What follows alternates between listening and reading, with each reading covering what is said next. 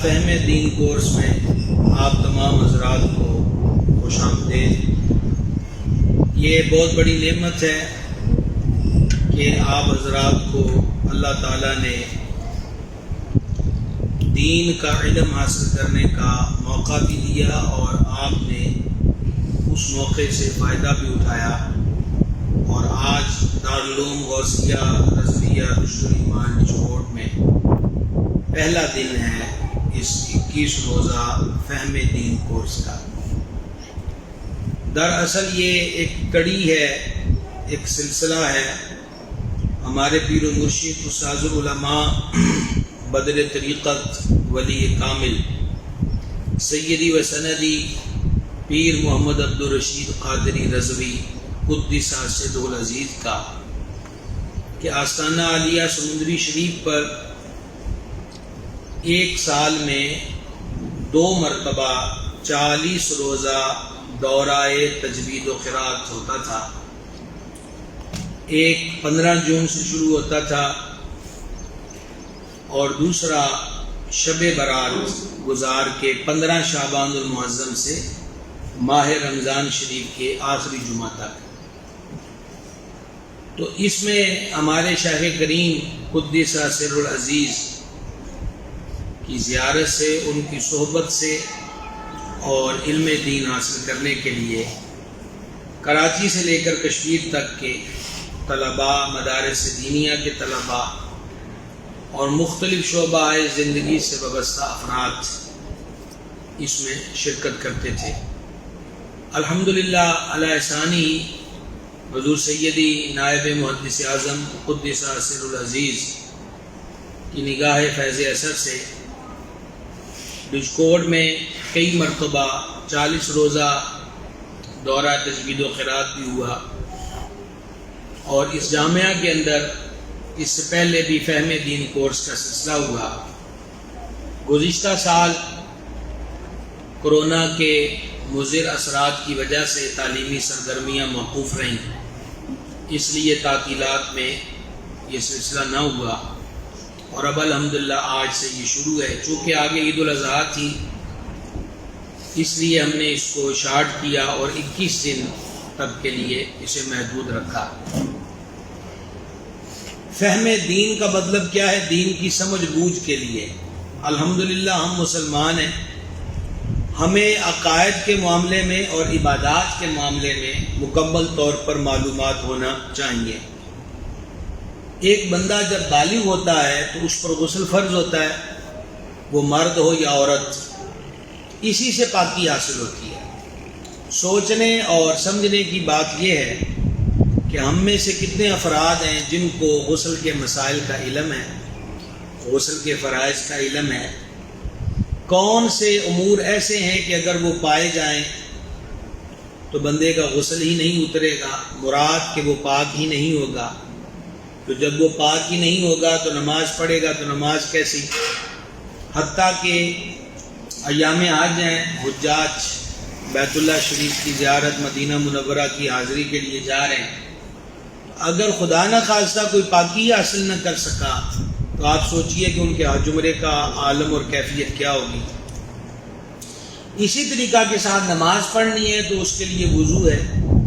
اب ہم میں سے کتنے ہیں کہ جن کو یہ معلوم ہے کہ وضو کے فرائض کتنے ہیں، وضو کا سنت طریقہ کیا ہے، کون سی غلطی، کون سی کمی رہ جائے جس کی وجہ سے بندے کا سرے سے وضو نہیں ہوتا۔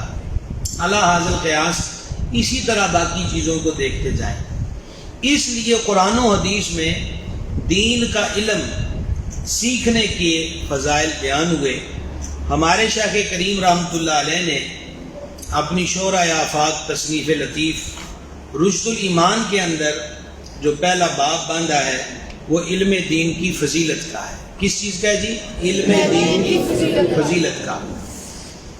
آپ نے یہاں پر پہلی آیا مبارکہ کوٹ کی۔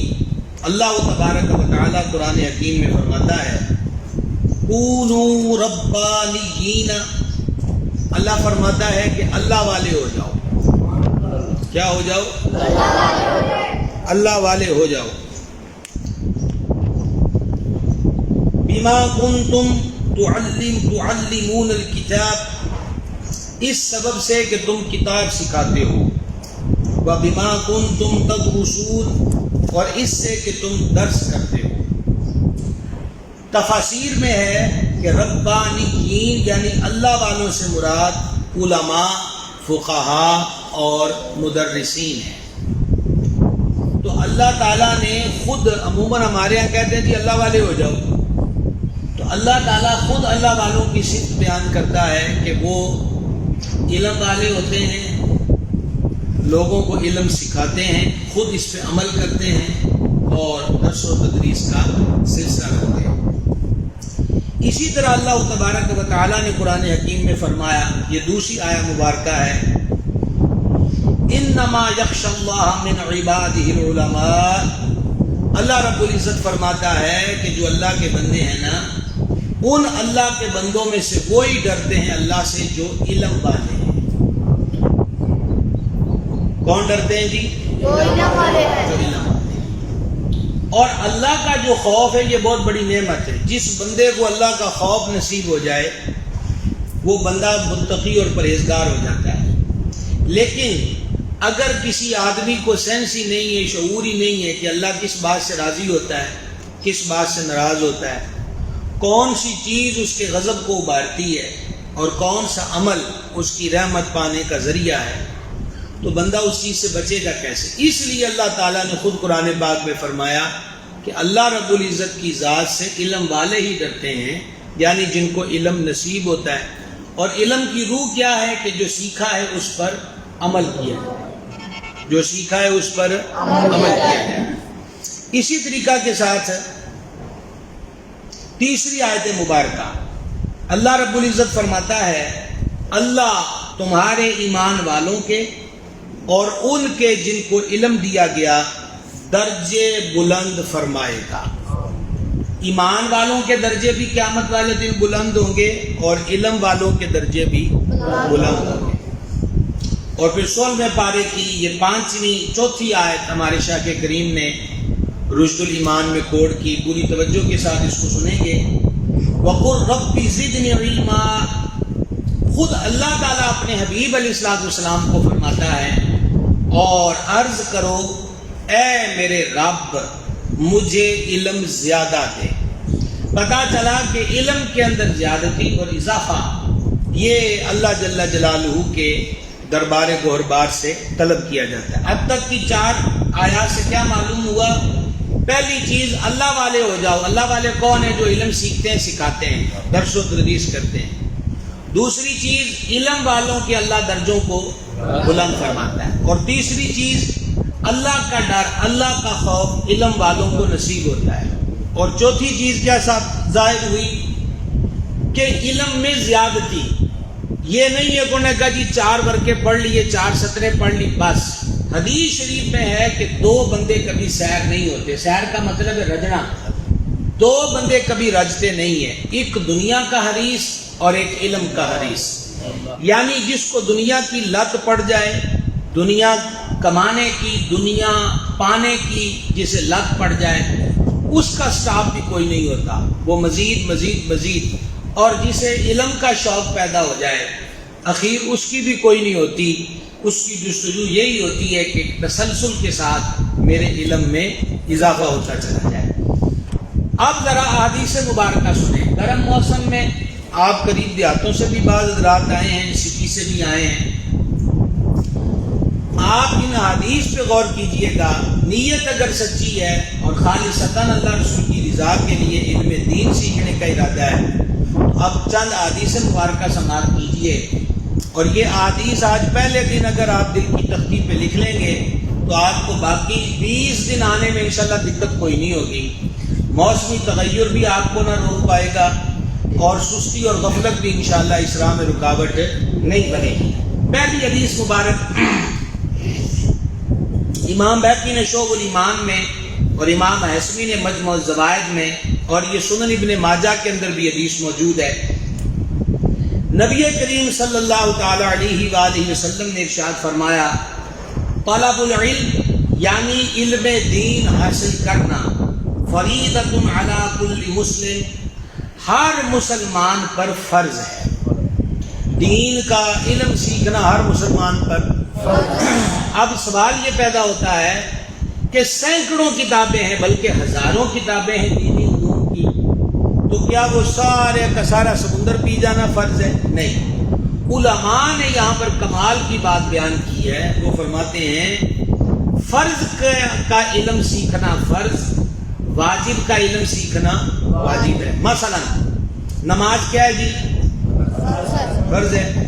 تو اب یہ علم سیکھنا فرض ہے کہ کن چیزوں سے نماز ہوگی، کن چیزوں سے نماز نہیں ہوگی، کون سا کام کیا جائے گا جس سے نماز ٹوٹ جائے گی۔ پھر واجب ہوگا کہ نماز کے واجبات کو سیکھا جائے کہ کون سی چیز نماز کے اندر واجب ہے جس کے ترک کرنے سے بندے کے پر سجدہ ثواب لاگو ہوتا ہے۔ اسی طریقے سے حج کیا ہے؟ صاحب استطاعت پر جملہ شرائط پوری ہوں جو حج کی شرطیں ہیں تو ایسے بندے پر حج فرض ہے۔ اب حاجی تیار ہیں، مختلف قسم کے پیکیجز، مہنگے داموں بھی ہوٹلوں کی رہائشیں لے رہے ہیں، اچھی بات ہے، جس کو رب نے دیا ہے حلال ذریعے سے پاس موجود ہے تو وہ اپنی سہولت اور اپنی ضرورت کے تحت آسائشیں حاصل کرے، تو اس میں کیا حرج ہے۔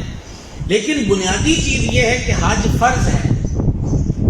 کتنے حج میں فرائض ہیں، کتنے حج میں واجبات ہیں، کون سا کام کیا جائے جس سے شرعی جرمانہ عائد ہوتا ہے، جیسے بیل یا اونٹ کی قربانی، جیسے دم واجب ہونا، بکرا، بکری، چترا، دمبا، اور اسی طریقہ کے ساتھ صدقے کا اس بندے پر لاگو ہو جانا۔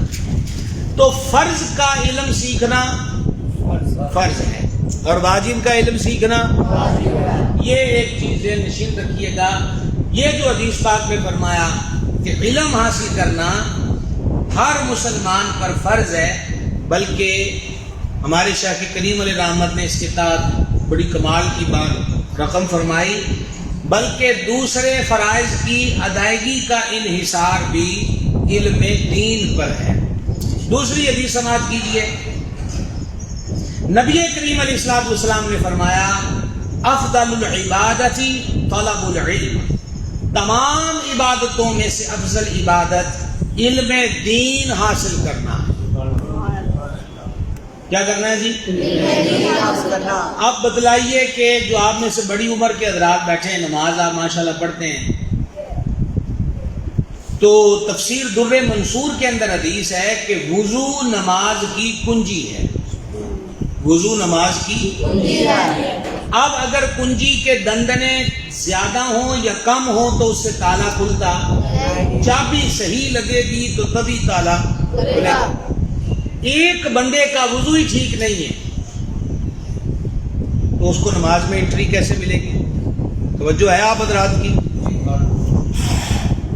ایک بندے کو وضو کے فرائض کا ہی پتہ نہیں ہے تو اس کو نماز میں انٹری کیسے ملے گی؟ اسی طریقہ کے ساتھ نماز کے فرائض ہیں، تو حدیث پاک میں جو فرمایا کہ نماز دین کا ستون ہے، تو اب اس کے فرائض کا ہی پتہ نہیں، اور وہ انشاءاللہ اس سے نیکسٹ جو ہمارا حلقہ ہے وہ آج سے ہی آپ کے لیے آغاز ہے غسل و وضو و نماز کے مسائل کا۔ تو جب آپ روزانہ یہ مسائل دیکھیں گے تو انشاءاللہ سمجھ آتی جائے گی کہ یہاں پر آپ کا آنا اور یہ چند روز کا سیکھنا سکھانا کس قدر ضروری اور بنیادی چیز ہے۔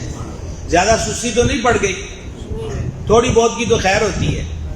اعلیٰ حضرت عظیم البرکت رحمۃ اللہ علیہ کہتے ہیں ضعف مانا مگر یہ ظالم دل، ضعف مانا مگر یہ ظالم دل، ان کے راستے میں تو تھکا نہ کرے، ان کے راستے میں تو تھکا نہ کرے، ان کے راستے میں تو تھکا نہ کرے۔ سستی نیند اپنی جگہ، لیکن رستہ یہ دین کے علم کا ہے، اس میں اپنے آپ کو فریش رکھنا، ایکٹیو رکھنا اور اپنے مقصد کی طرف متوجہ رکھنا ضروری ہے۔ تو دوسری حدیث کیا ہے جی؟ افضل العبادت طلب العلم، عبادتوں میں سے افضل عبادت علم حاصل کرنا۔ عبادتوں میں افضل عبادت سب کی آواز نہیں آئی. اور انسان بنا کس لیے ہے؟ وما خلقت الجن والانس الا لیعبدون. اللہ تعالیٰ فرماتا ہے کہ جنوں اور انسانوں کی تخلیق کا مقصد کیا ہے؟ کہ انہیں اپنی عبادت کے لیے پیدا فرمایا.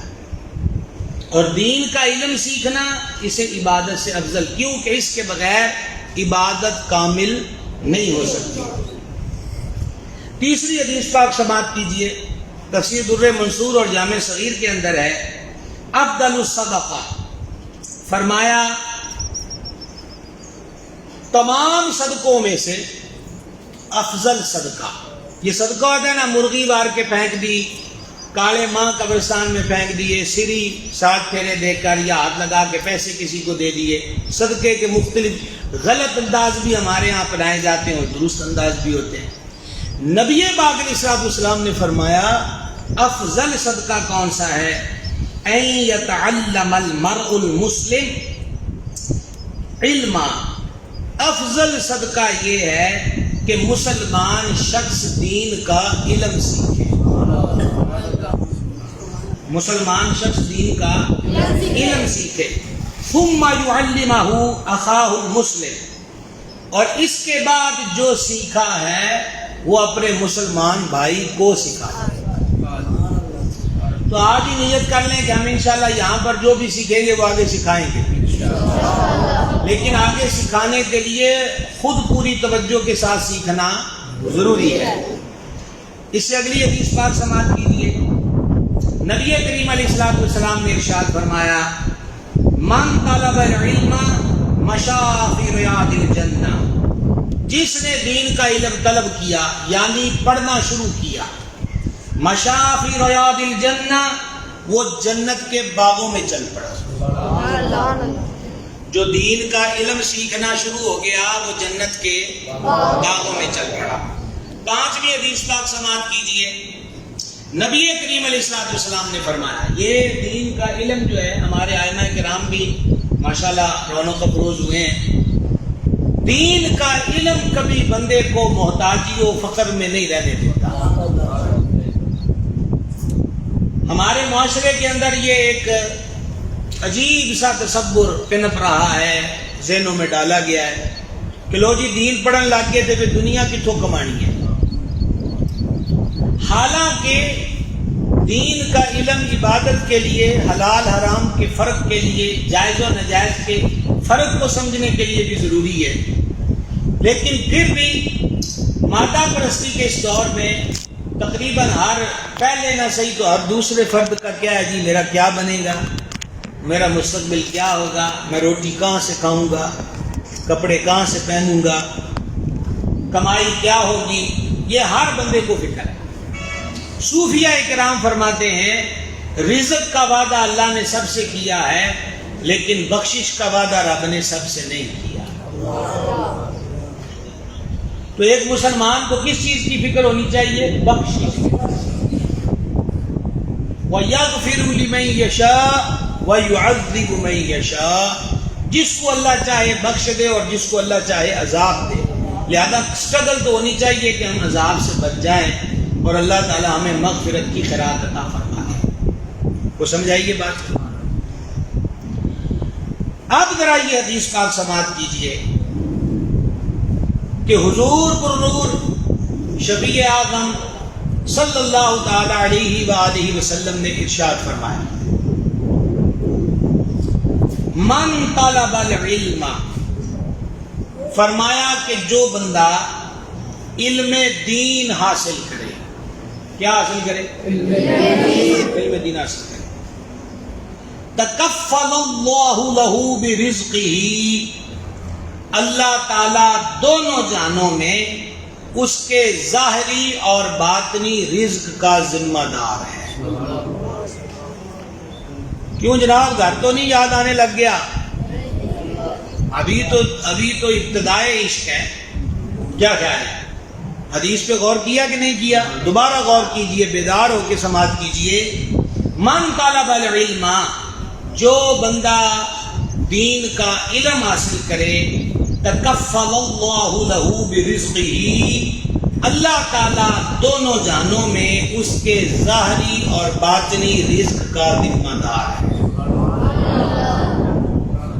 یہ کتنی بڑی گارنٹی ہے کہ جو بندہ علم دین سیکھنے میں مشغول ہو گیا اس کے رزق کا ضامن الکفیل پاک پروردگار ہے۔ چھٹی حدیث سنیے۔ یہ ماشاءاللہ جو نوجوان بیٹھے ہیں، آپ لوگ جانتے ہیں کہ ایک ملک کا کوئی سربراہ دوسرے ملک میں جائے تو اس کو ایئرپورٹ پر ریسیو کرتی ہے وہاں کی انتظامیہ، اور ایک خبر ہوتی ہے کہ فلاں ملک کا وزیر یا صدر دوسرے ملک میں گیا تو انہوں نے ریڈ کارپٹ بچھایا۔ کون سا کارپٹ؟ سرخ رنگ کا قالین۔ تو یہ پروٹوکول کا حصہ ہے۔ آپ جانتے ہیں کہ جو طالب علم دین کا علم سیکھنے میں مصروف ہوتا ہے اس کا پروٹوکول کیا ہے؟ یہ حدیث امام سیوطی نے جامع الصغیر کے اندر لکھی، اور اس مضمون کی دیگر کئی احادیث دیگر کتب احادیث میں موجود ہیں، جیسے صحیح ابن خزیمہ کے اندر بھی حدیث ہے۔ جان عالم علیہ السلام نے فرمایا طالب العلم، صحیح عقیدہ طالب علم کے لیے تبسط له الملائکہ اجنحتہا، جو طالب علم یعنی دین کا طالب علم جو شے طلب کرتا ہے، آپ کیا کرنے آئے ہیں یہاں پر؟ آپ سے سوال ہو کہ آپ لوگ کدھر گئے ہیں؟ مدرسہ غوثیہ رضویہ میں کیا کرنے آئے ہیں؟ علم دین حاصل کرنے کے لیے۔ تو آپ کس شے کو طلب کر رہے ہیں؟ دین کے علم کو۔ نبی پاک علیہ السلام نے ارشاد فرمایا کہ جو طالب علم دین کا طالب علم جو شے طلب کرتا ہے، مطلب دین کا علم، اس سے راضی ہو کر فرشتے اس طالب علم کے لیے اپنے پر بچھا دیتے ہیں۔ کتنی شان و عظمت کی بات ہے کہ فرشتے اس کے لیے کیا کر دیتے ہیں؟ پر بچھاتے ہیں۔ ساتویں حدیث پاک سنیے۔ ہمارے ہاں تو مردہ اس کو کہتے ہیں جس کو نلا کے کفن پہنا کے قبرستان میں دفن کر دیا جائے، لیکن زندگی اور موت کا ایک تصور اور بھی ہے، سماعت کیجئے۔ نبی مکرم شفیع اعظم صلی اللہ تعالی علیہ وآلہ وسلم نے فرمایا طالب العلم یعنی دین کا علم حاصل کرنے والا بین الجہال کالحی بین الاموات، دین کا علم حاصل کرنے والا جاہلوں کے بیچ میں ایسے ہوتا ہے کہ جیسے فرمایا زندہ مردوں کے درمیان ہوتا ہے۔ ہمارے ہاں میں نوجوانوں کو کہوں گا کہ ہمارے ہاں بیٹا یہ ہوتا ہے، وہ سوچتے ہیں جناب کہ جس نے کوئی دنیاوی تھوڑا بہت اسٹیٹس لے لیا، کسی کے پاس کو عہدہ آ گیا، کوٹھی بنگلہ کار آ گئی، یا ہماری نئی پیڑھی جو ہے وہ اب بے راہ روی میں اس قدر آگے بڑھ چکے ہیں کہ وہ غیروں کی ہر چیز کو اپنے اوپر مسلط کرنا چاہتے ہیں۔ غیروں کے رنگ و ادا، وہ ہیئر سٹائل ہو، وہ وضع قطع ہو، وہ لباس ہو، وہ زندگی کے معمولات ہوں، تو وہ ان چیزوں میں اسٹیٹس ڈھونڈتے ہیں اور وہ سمجھتے ہیں کہ زندگی یہاں ہے، جبکہ اصل زندگی کیا ہے؟ جس بندے کو دین کا علم حاصل ہے۔ لیکن یہاں پر ایک بھی سوال پیدا ہو سکتا ہے، بھائی صاحب کیا دین کا علم، ہمارے ہاں جو اکثر لوگوں کا ذہن ہے کہ دین کا علم جو ہے وہ امام مسجد بننے کے لیے ہے، جمعے پڑھانے والا مولوی بننے کے لیے ہے، دین کا علم نکاح اور جنازے پڑھانے کے لیے ہرگز نہیں۔ نبی پاک علیہ السلام نے فرمایا جو دھوکہ دے وہ ہم میں سے نہیں ہے۔ کیا فرمایا جی؟ جو دھوکہ دے ہم میں سے نہیں، سے کیا مراد ہے؟ وہ ہمارا ہی نہیں ہے، وہ ہمارے طریقے پر ہی نہیں ہے، وہ ہماری سنت پر نہیں ہے، وہ ہماری تعلیم پر نہیں ہے۔ اب صرف 21 حدیث کو لے لیجئے اور اسے دنیا کے تمام شعبوں کے اندر جانچیے۔ ملاوٹ کرنے والا کیا کرتا ہے؟ دھوکہ دے رہا ہے۔ کم تولنے والا کیا کر رہا ہے؟ دھوکہ دے رہا ہے۔ چیز دکھائی 1 نمبر اور جب پیک کر کے دی تو 2 نمبر دے دی، کیا کیا؟ جعلی ادویات بیچنے والے کیا کر رہے ہیں؟ جس بندے کی ڈیوٹی ہے وہ سرکاری محکمے ہو یا غیر سرکاری محکمے میں ہو، مثلا اس کی ڈیوٹی 10 گھنٹے ہے، 10 گھنٹے کا اسے ملے گا 25,000 30,000، تو اس کی ٹائمنگ کیا ہے 10 گھنٹے۔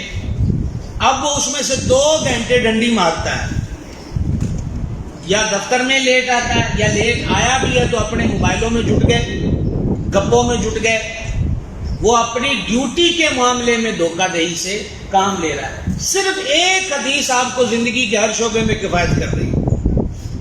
کورٹ کچہریوں کے اندر لوگ جھوٹی گواہی دیتے ہیں تو وہ کیا کر رہے ہوتے ہیں؟ اس لیے یہ مت خیال کیجئے کہ دین کا علم جو ہے وہ صرف مسجد کا مولوی بننے کے لیے ہے۔ دنیا کا بہترین انسان بننے کے لیے دین کا علم حاصل کرنا ضروری ہے۔ معاشرے کا بہترین فرد، وہ آپ کو کیا معاشرے کا بہترین فرد کہاں سے بنے گا؟ جب رحمت عالم صلی اللہ تعالی علیہ وآلہ وسلم کی تعلیمات پر عمل کیا جائے گا۔ تقریباً آپ حضرات 8 بجے آنا شروع ہو گئے تھے، اور شاید 8:15 سے 20 منٹ کے درمیان پہلا پیریڈ ماشاءاللہ شروع ہو گیا تھا تجوید کا۔ اب جو آپ اپنے اپنے گھروں سے آئے ہیں، آج تو آپ کے لیے ماشاءاللہ دیکھ رہے ہیں کہ صبح سے ہوا چل رہی ہے نا، ہوا چل رہی ہے، موسم اچھا ہے۔ ویسے دل کا موسم اچھا ہو تو باہر کے سارے موسم اچھے ہو،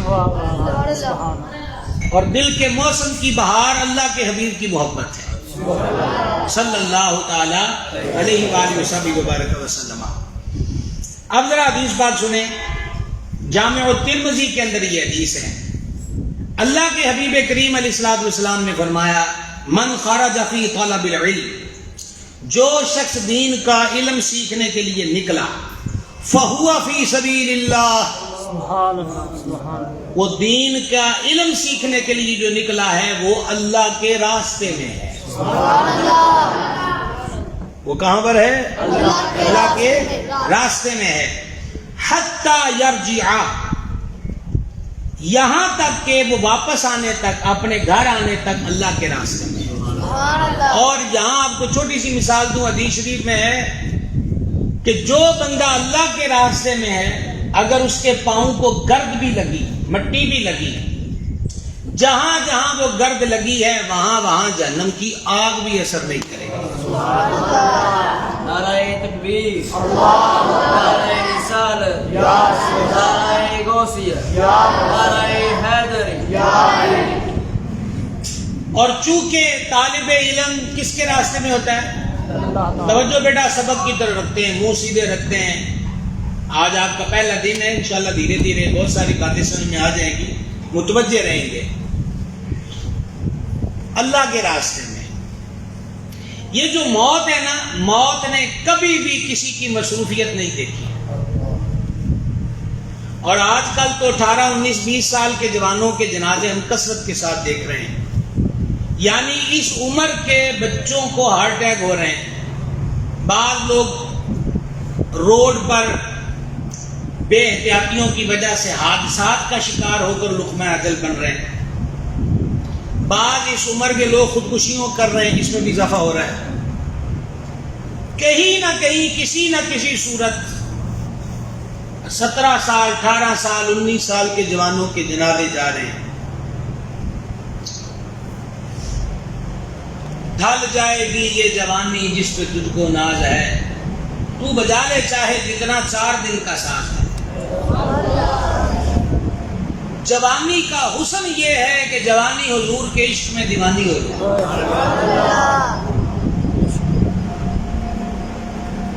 اعلیٰ حضرت عظیم البرکت رحمۃ اللہ علیہ فرماتے ہیں، جیسے ہو ان کے در پہ مٹ جائیے، جیسے ہو ان کے در پہ مٹ جائیے، ناتوانوں کچھ تو ہمت کیجیے، ناتوانوں کچھ تو ہمت کیجیے، ناتوانوں کچھ تو ہمت کیجیے، جیسے ہو ان کے در پہ مٹ جائیے، جیسے ہو ان کے در پہ مٹ جائیے، ناتوانوں ناتوانوں کچھ تو ہمت کیجیے، ناتوانوں کچھ تو ہمت کیجیے، ناتوانوں کچھ تو ہمت کیجیے۔ اور کرنا کیا چاہیے؟ جو نہ بھولا ہم غریبوں کو رضا، جو نہ بھولا یاد اس کی اپنی عادت کیجیے، یاد اس کی اپنی عادت کیجیے، صلی اللہ علیہ وسلم، صلی اللہ علیہ وسلم۔ تو کہنا یہ چاہتا تھا کہ موت جو ہے وہ کسی بھی حال میں وہ کسی کا انتظار نہیں کرتا۔ یہ ہمارے حضرت تشریف رکھتے ہیں، ان کے گاؤں سے بالکل چھوٹی سی عمر کا بچہ تھا، وہ یہاں دارالعلوم میں شعبہ حفظ میں پڑھتا تھا، تو اچانک کرنٹ لگا، بچہ دنیا سے چلا گیا۔ اب اس بچے نے سوچا ہوگا کہ چھوٹی سی عمر میں، کتنی عمر تھی اس بچے کی؟ 12 سے 15 کے درمیان نا، تو اس نے تو شاید خیالات 80-90 سال کے بوڑھے بننے کے سوچے۔ ہم میں سے ہر کسی کا 100 سال سے کم تو تخمینہ ہے ہی نہیں، کیا خیال ہے؟ 80 سال کا بابا بھی کہتا ہے کہ بس دعا کرو میری زندگی بچ جائے، ٹھیک ہے؟ لیکن موت نہ کسی کا بچپنا دیکھتی ہے اور نہ کسی کی جوانی ہوتی، وہ اپنے وقت پر آتی ہے۔ اب اگر یہ کام کہ دین کا علم سیکھنے والے کام اس راہ کے اندر، پہلی حدیث کیا سن چکے؟ وہ اللہ کے راستے میں ہے۔ کس کے راستے میں؟ اللہ کے راستے میں، اللہ کے راستے میں۔ اور اس حدیث شریف میں فرمایا، یہ جامع الصغیر اور مجمع الزوائد کے اندر ہے، اذا جاء الموت لطالب العلم، اگر طالب علم دین کو حصول علم دین کے دوران موت آ جائے، وَهُوَ عَلَى هَذِهِ الْحَالَةِ، یعنی اس کی حالت کیا ہو کہ وہ دین کا علم سیکھ رہا ہے، تو نبی پاک علیہ السلام نے فرمایا وَهُوَ شَهِيدٌ، کہ جس کو دین کا علم سیکھنے کی راہ میں موت آ گئی نا، اللہ رب العزت کے دربار میں سرکاری کاغذوں میں وہ شہید لکھا جاتا ہے۔ کتنا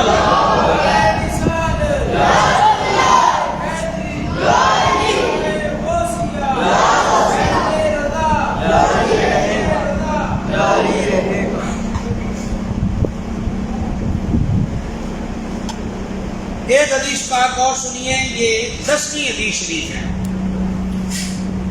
زیادہ بھوک تو نہیں لگی؟ کیوں بھائی؟ ابھی آپ جوان لوگوں کو ہمت سے رہنا پڑے گا، کیا خیال ہے؟ تفسیر البیان کے اندر یہ حدیث شریف ہے کہ فرمایا کس کا ارادہ ہو کہ وہ ان لوگوں کو دیکھنا چاہتا ہے، جن لوگوں کو من اراد ان ينظر الى عتقاء الله من النار، جو ان لوگوں کو دیکھنا چاہتا ہے جن کو اللہ نے دوزخ سے، نار سے آزاد کر دیا ہے، فَلْيَنْظُرْ، تو اس کو پھر دیکھنا چاہیے۔ کن کو؟ یعنی میری اور آپ کی تمنا ہے کہ وہ دنیا میں ایسے لوگوں کو دیکھے جو جہنم سے آزاد ہیں، تو میرے آقا علیہ السلام نے فرمایا وہ دیکھے إِلَى الْمُتَعَلِّمِينَ، وہ علم دین سیکھنے والوں کو دیکھ لے۔ فَوَالَّذِي نَفْسُ مُحَمَّدٍ صلی اللہ تعالی علیہ وآلہ وسلم بِيَدِهِ، اس رب کی قسم کہ جس کے قبضہ و قدرت میں ہماری جان ہے، ما من متعلم يختلف ان يذهب ويجيء الى باب العالم الا يكتب الله له بكل قدم، فرمایا اللہ کے حبیب علیہ السلام نے کہ جو طالب علم دین کسی عالم کے دروازے پر بار بار جاتا ہے، بار بار آتا ہے، تو اللہ تعالیٰ اس کے ہر قدم کے بدلے 1 سال کی عبادت کا ثواب دیتا ہے۔ کتنے سال کی؟ 1 سال کی عبادت کا ثواب دیتا ہے۔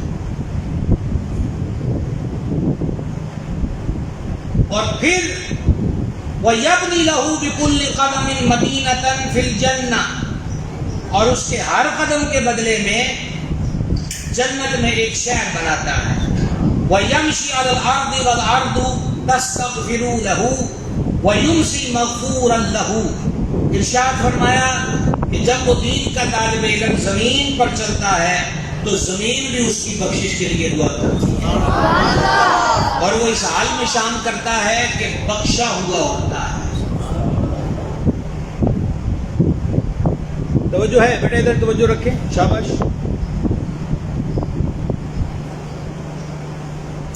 اور تفسیر البیان میں یہ علامہ اسماعیل حقی علیہ رحمت نے یہ حدیث لکھی ہے، النظر الی وجہ الوالد عبادۃ، والد کے چہرے کو دیکھنا عبادت ہے. والد کے چہرے کو دیکھنا، جن کے گھروں میں ماں باپ ہیں، والد صاحب ہیں، وہ اس نعمت سے فائدہ اٹھائیں. ہمارے مرشد قدیم حضور قطب سمندری سیدی پیر محمد عبدالرشید قادری رضی اللہ عنہ جب مرید کرتے تھے تو آپ پہلے دن یہ حدیث پڑھتے تھے کہ جو ماں باپ کو محبت کی نظر سے دیکھے اللہ اسے مقبول حج کا ثواب عطا فرمائے. اور فرماتے تھے بندہ خدا، یہ ہمارے حضرت صاحب رحمۃ اللہ علیہ کا بلانے کا انداز تھا. بندہ خدا کیا ہے جی؟ یعنی خدا کے بندے.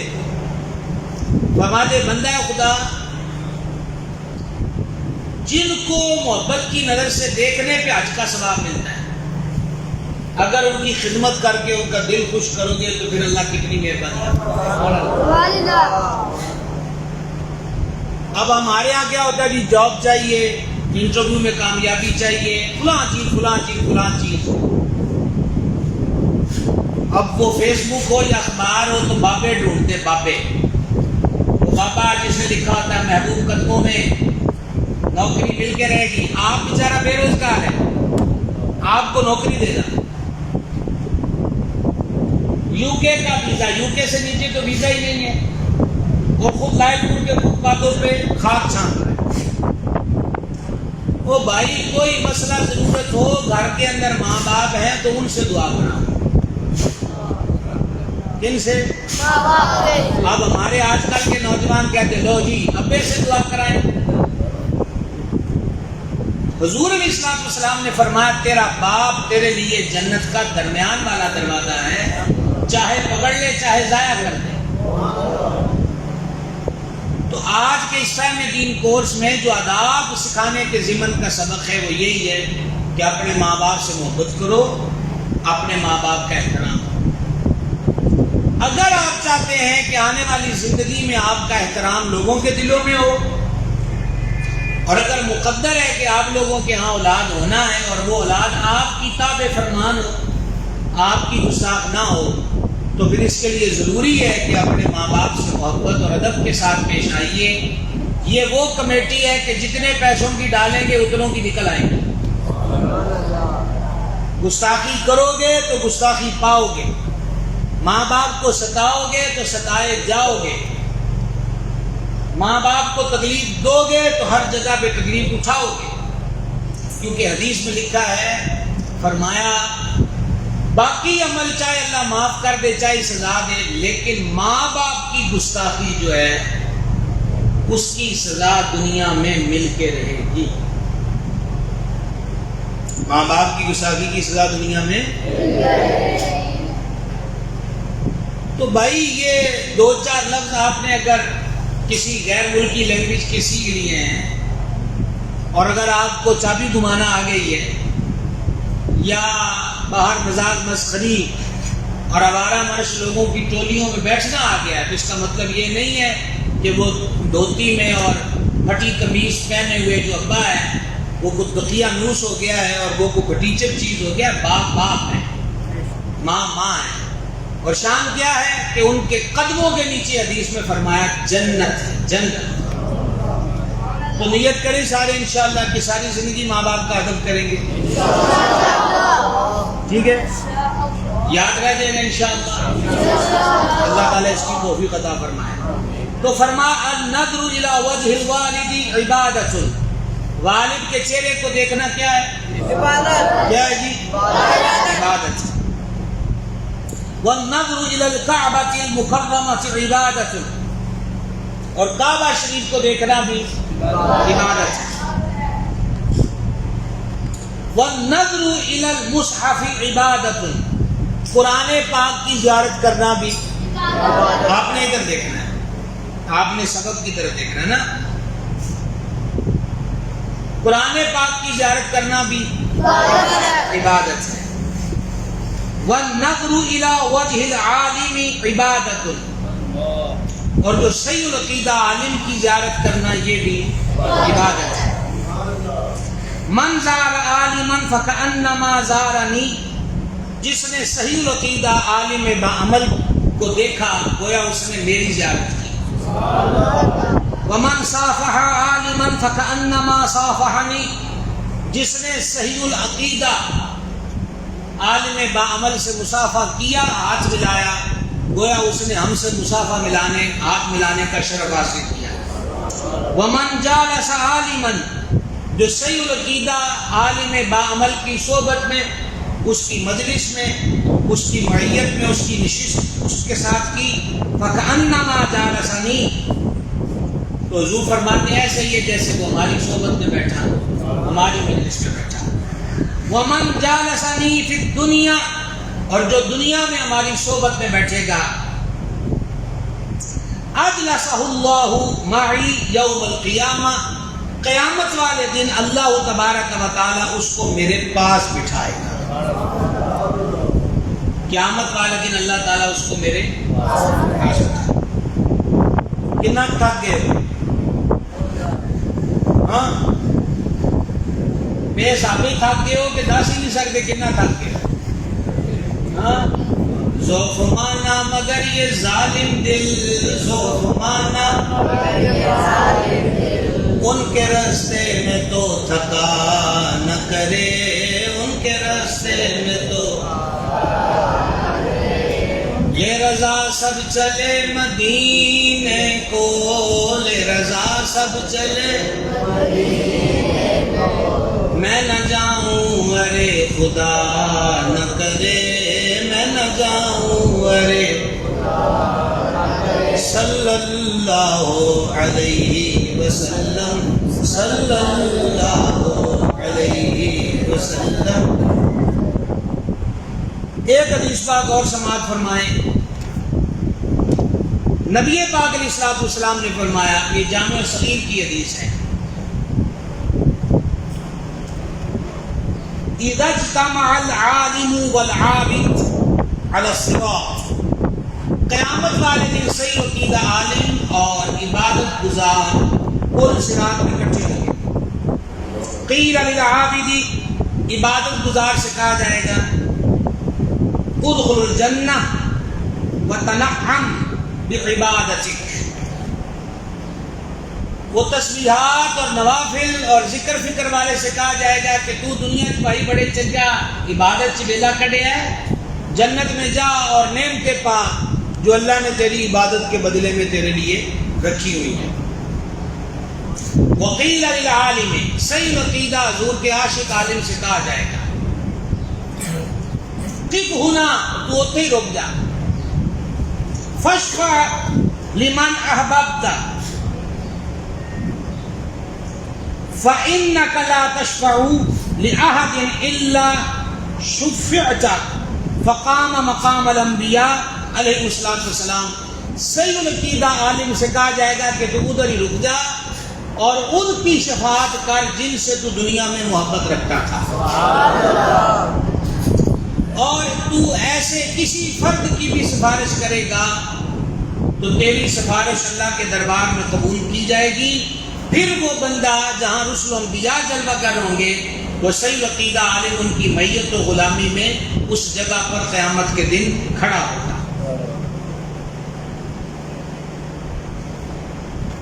اچھا جی، کتنے آپ میں سے ہوں گے جن کی تمنا یہ ہو کہ جناب دنیا میں ہمارا دبدبہ ہو، غلغلہ ہو، دور ٹپا ہو؟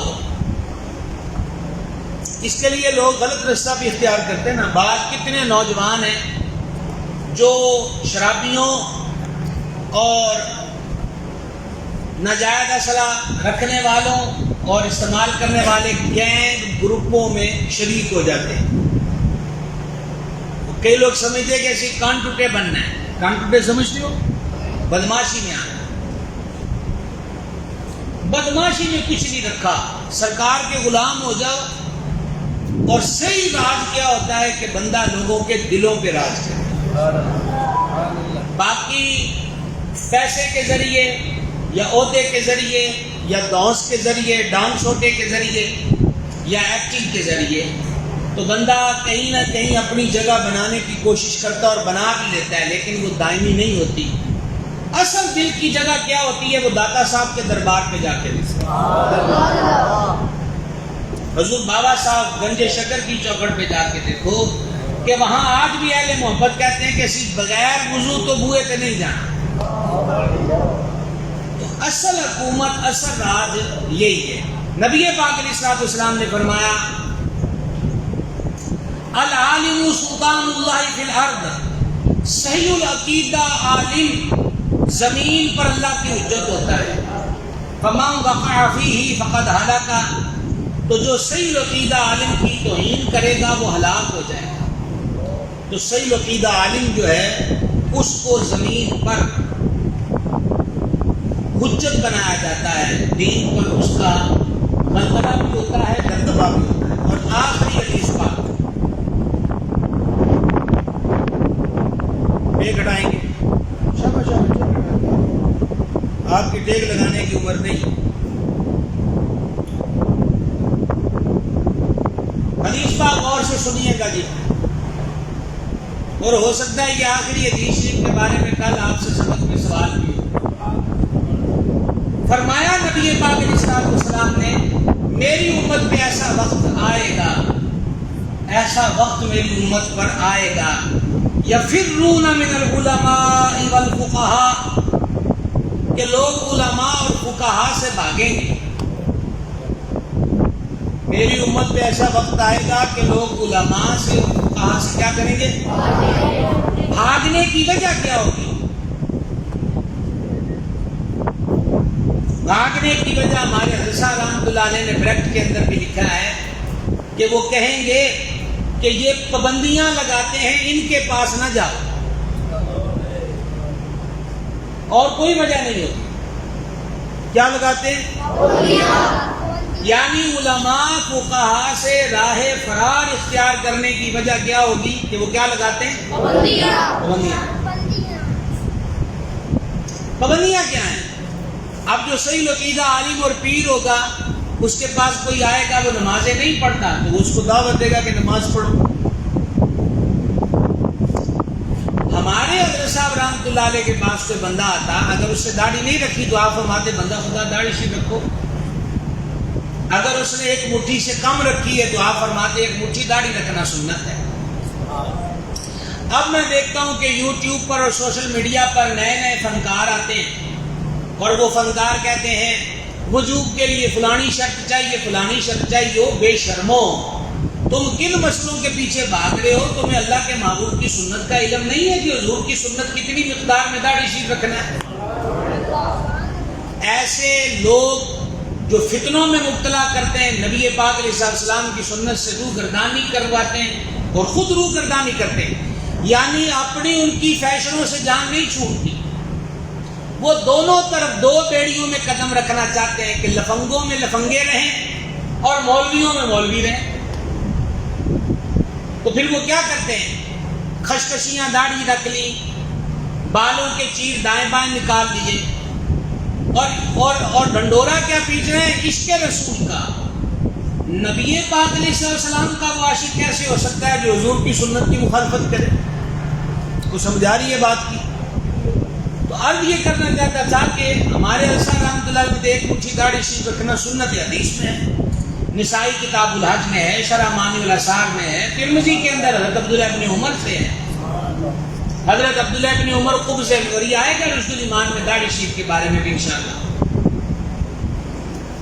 کس کوئی بائیں ہاتھ سے کھا رہا ہے تو ہمارے اصحاب فرماتے دائیں ہاتھ سے کھاؤ. یہ میں آپ کو مثال دے رہا ہوں. تو حضور فرماتے ہیں علیہ الصلوۃ والسلام کے لوگ علماء اور فقہاء سے بھاگیں گے، اس لیے کہ وہ پابندیاں لگاتے ہیں. کیا لگاتے ہیں؟ پابندیاں.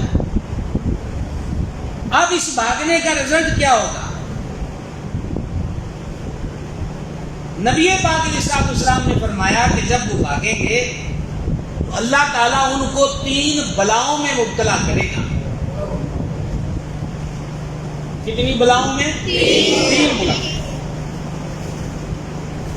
بِثَلَاثِ بَلِيَّاتٍ 3 بلاؤں میں وہ بندے مبتلا ہو جائیں گے.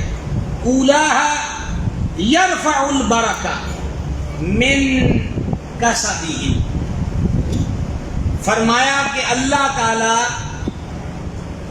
کی طرف سے ان کو پہلی بلا کا سامنا یہ کرنا پڑے گا کہ ان کی کمائی سے برکت اٹھ جائے گا.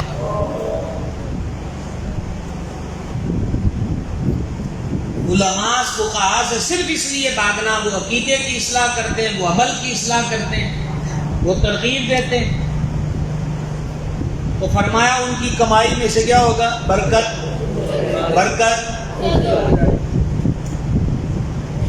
والثانیہ، اور دوسری بلا کیا ہوگی؟ یسلط اللہ علیہم سلطانا ظالما. اللہ ان پر ظالم بادشاہ کو مسلط کر دے. اور یہ سلطان آپ ایک ملک کے صرف سربراہ کی حیثیت سے نہ دیکھیں. چھوٹے چھوٹے علاقے، تحصیلیں، ضلع، صوبے، گھوٹیں، اللہ رب العزت ان پر دوسری ان کو سزا اور بلا یہ سامنا کرنا پڑے گی کہ اللہ تعالیٰ ان پر ظالم حکمرانوں کو کیا کر دے گا؟ مسلط کر دے گا. والثالثۃ، اور تیسرا کیا ہوگا؟ یخرجون من الدنیا بغیر ایمان. اور تیسری بلا یہ ہے کہ بے ایمان ہو کے مریں. شروع میں نے یہی عرض کیا تھا کہ دین کا علم صرف مولوی مسجد امام کا بننے کے لیے نہیں ہوتا، یہ زندگی کے ہر شعبے میں ضروری ہے. اور آخر پر ہمارے شیخ کریم نے لکھا کہ بعض حکماء کا قول ہے کہ علم 3 حرف ہیں، عین، عین، لام، میم. کتنے حرف ہیں علم میں؟ پہلا، دوسرا، تیسرا.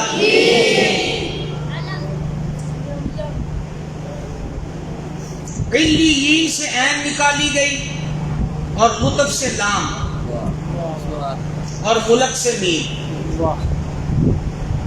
تو عین صاحب علم کو علیین تک پہنچا دیتا ہے، اور لام اسے لطیف بنا دیتا ہے، اور میم اسے مخلوق پر بادشاہ بنا دیتا ہے. یہ قرۃ الناصحین کے اندر لکھا ہے.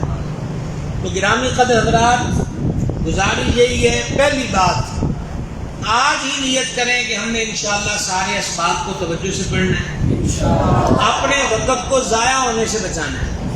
جو وقت کی قدر نہیں کرتے، وقت کبھی ان کی قدر نہیں. دوسری چیز، چھٹی نہیں کرنی. اگرچہ طالب علم مدرسے کے ہوں یا اسکول کے، ان کی فیورٹ ڈش، ان کا محبوب کام جس پر وہ نہال ہوتے ہیں، وہ کیا ہوتی ہے؟ چھٹی. اور جس بندے کی طبیعت میں چھٹی پر خوشی ڈل جائے پھر وہ چھٹی پر ہی رہتا ہے، وہ کبھی مستقل مزاجی سے چل نہیں سکتا. یہ میں آپ کو پوری لائف کے لیے موٹے موٹے اصول بتا رہا ہوں. تیسری چیز یہ ہے کہ آپ اس وقت دارالعلوم غوثیہ رضویہ رشد الایمان سے ملحقہ مسجد قباء رضوی میں بیٹھے ہیں. مسجد کے آداب از حد ضروری ہے. مسجد میں ہنسنا، مسجد میں دوڑنا، قہقہ لگانا، دنیا کی بات کرنا، یہ تمام چیزیں مسجد کے ادب کے خلاف ہیں، نیکیوں کو ضائع کرنے کا سبب ہیں. تو لہٰذا مسجد کے آداب کی ہم سب نیت کریں کہ انشاءاللہ مسجد کے آداب کو ملوز خاطر رکھیں گے اور بجا لائیں گے. تیسری چیز، ڈسپلن اور قاعدہ اور نظم و نسق جو ہے وہ فرد سے لے کر قوموں کی ترقی کا راز ہوتا ہے. جس فرد سے لے کر قوم تک میں ڈسپلن، نظم و نسق اور قاعدہ و اصول نہ ہو، عموماً لوگ کہتے ہیں نا کہ جانوروں کے اندر بھی نظم و نسق ہوتا ہے. جو چیونٹی ہوتی ہے نا، کیڑیاں، ان کی ایک ملکہ چیونٹی ہوتی ہے. یہ جو پرندے ہوتے ہیں نا، ان کے ہاں بھی ایک رہنما پرندہ ہوتا ہے، حتیٰ کہ شہد کی مکھیوں کی ایک ملکہ ہوتی ہے جس کے حکم پر وہ چھتے سے نکلتی ہیں اور اسی کے کہنے پر واپس آتی ہیں۔ اس لیے آپ اپنی کلاسوں کی جو ٹائمنگ ہے اس کا پورا خیال رکھیں گے۔ آپ کو جہاں سبق اسباق میں پرابلم ہو، جو استاد جو پیریڈ پڑھا رہے ہیں، آپ بلا تکلف پورے فرینکلی ماحول کے اندر ان سے بات کر سکتے ہیں، کوئی پرابلم نہیں ہے، یہاں پر کوئی دانس اور سختی اور تشدد والا معاملہ نہیں ہے۔ تو پہلی نیت کریں کہ ہم نے انشاءاللہ پورے 21 دن یہ سبق پڑھنے ہیں، پکے دن سے چھٹی نہیں کرنی، سبق میں ناغہ نہیں کرنا، جو سبق یہاں ملا ہے گھر جا کے انشاءاللہ اسے محفوظ رکھنا ہے، اور ہم نیت کریں گے انشاءاللہ مسجد کے آداب کو بجا لائیں گے۔ لے رضا سب چلے مدینے کو، لے رضا سب چلے مدینے کو، لے رضا سب چلے میں نہ جاؤں ارے خدا نہ کرے، میں نہ جاؤں ارے۔ اور یہ جو باقی بشکوٹ اور قرب و جوار کے لوگ ہیں، اگر ہمیں اس وقت وہ لائیو دیکھ رہے ہیں، ان سے بھی کہوں گا کہ یہ دنیا کے کام دھندے اور مشاغل کبھی ختم نہیں ہوں گے، ایک دن آپ نے ختم ہونا ہے۔ اس لیے یہ جو مواقع ہیں علم دین کے لیے ضائع نہ کریں، وہ ان سے استفادہ کریں، کچھ سیکھ لیں، کچھ سمجھ لیں۔ کچھ بھی نہ سیکھا تو یہ مجلس علم کی جو حاضری ہے یہی بہت بڑی برکت کا سبب ہے کہ اتنی دیر دنیا کے میلے جمیلوں، گالی گلوچ، غیبت، چگلی، گانا، گیت، باجا، فلم، ڈرامہ، ہر چیز سے بچ کر الحمدللہ ہم اللہ کے گھر کے اندر بیٹھے۔ اللہ تعالیٰ ہم سب کو اپنی پناہ میں رکھے۔ وما علینا الا البلاغ۔